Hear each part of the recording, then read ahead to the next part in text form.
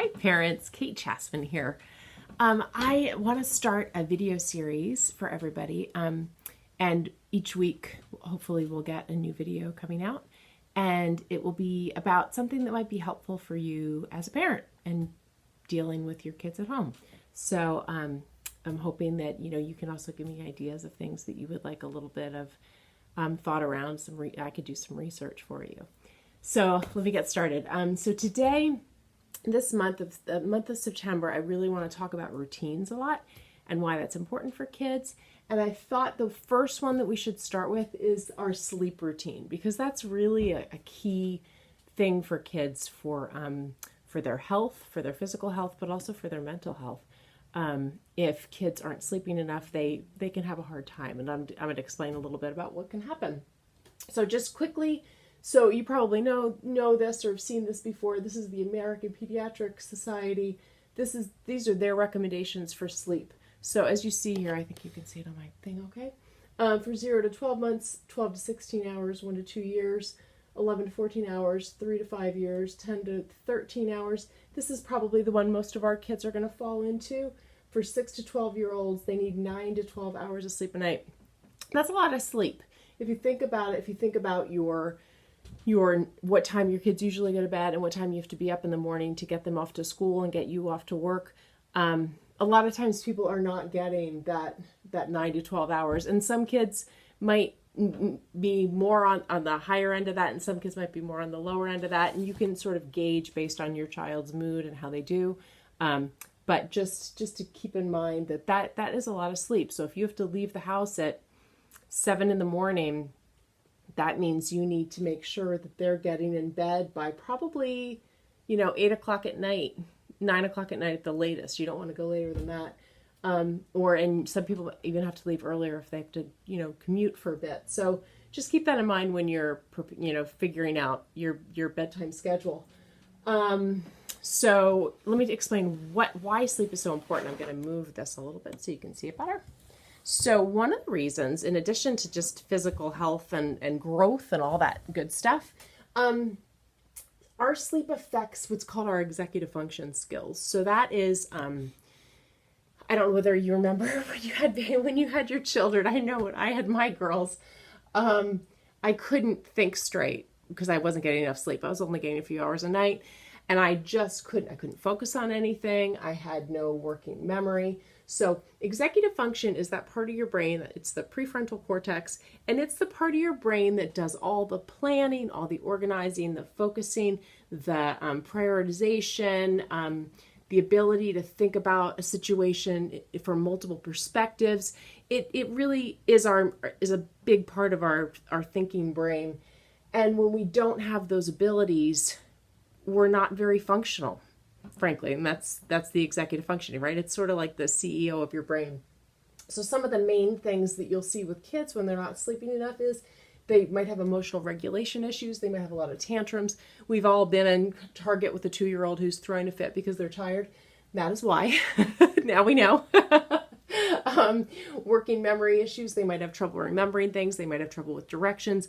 You might say, go get your soccer shoes out of the bedroom, and the next thing you know, they're not doing it because they're just having a hard time keeping track of what they're supposed to be doing. They get distracted easily. They might have focusing issues with their homework, but also with anything, with a game with their siblings or, at soccer practice or baseball practice or whatever they do. They might have flexibility issues with others. So like someone might want to be playing a game and they might have a hard time adjusting to change to that because their executive function's being impacted, and it might be because of their sleep. So we can have these issues for a lot of reasons, but sleep is an easy one to say, let's take that one off the table and try to make sure we get enough. So the hard part, as you all know, is fitting it all in, right? Like, okay, you got to get your kid 11 hours sleep, but they also have activities after school, and they have school, and they have homework, and you have work, and you have your own life that you want to lead, right? So it's trying to figure out how to get it all sorted out, right? All those balls up in the air at once.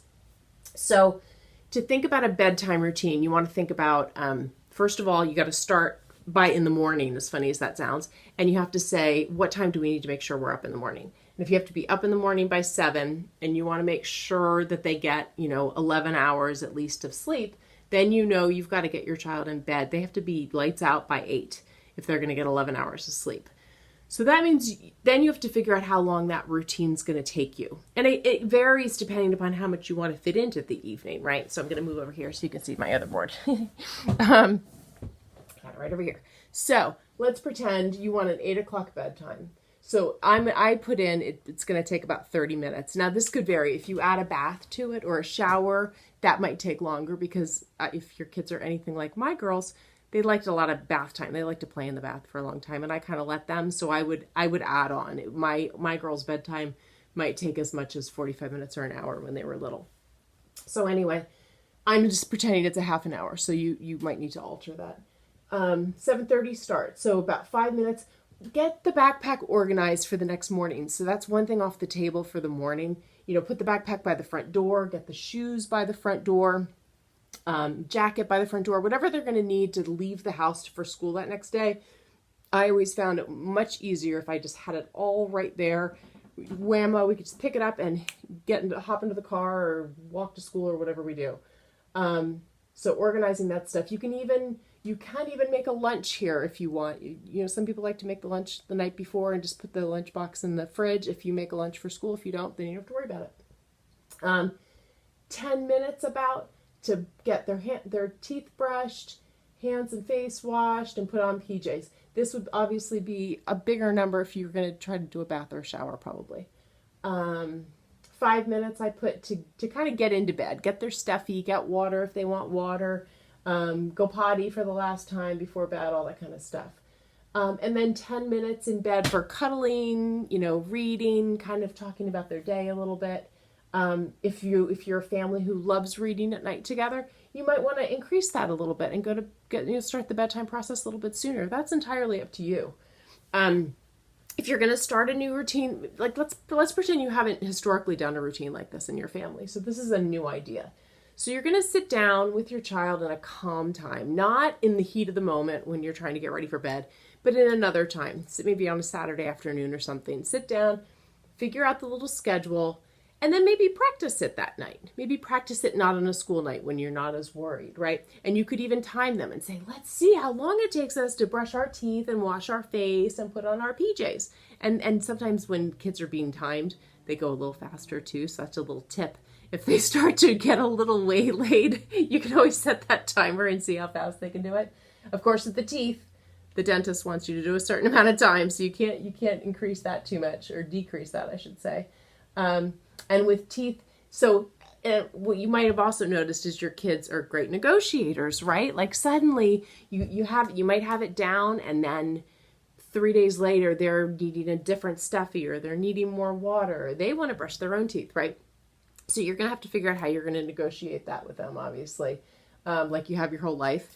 And so for like teeth, one person said that I thought was great.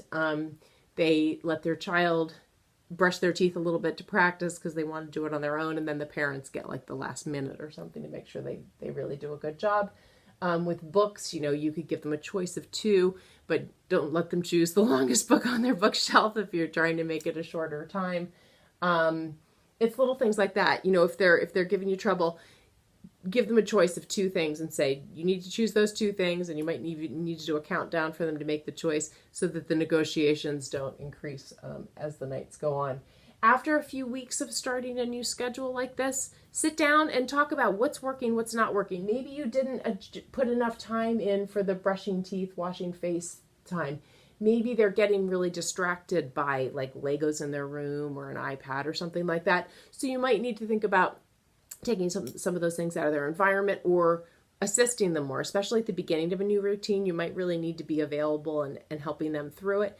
And then as they get more used to it, they'll remember what they're supposed to be doing, and they can start to be doing things a little more independently on their own. And I think what you'll find is, through the elementary years, you might need to be a little more hands-on and helping. But then once they move into middle school, they can really do a lot of this on their own. And that process of learning how to do a bedtime routine will really move with them through their life and be helpful for them in the future. I think that's all I have. I'm going to make sure for my notes really fast. Let me see, make sure I didn't miss anything. Yep, got that. Sorry. Okay. And if you are finding issues, they're just having a hard time with certain things.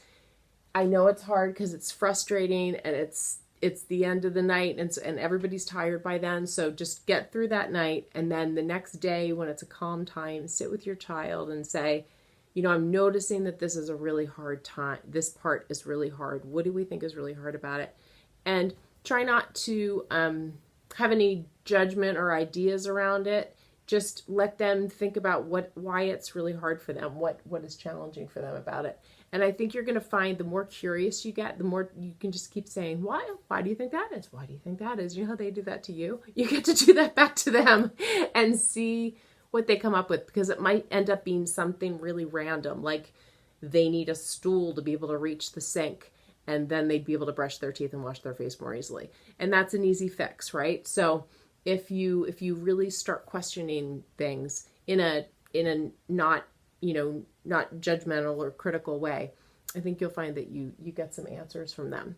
So I hope this has helped in some way. I hope that maybe something I've said made you think, I haven't tried that, because you've probably done a lot of this already, because you're all great parents.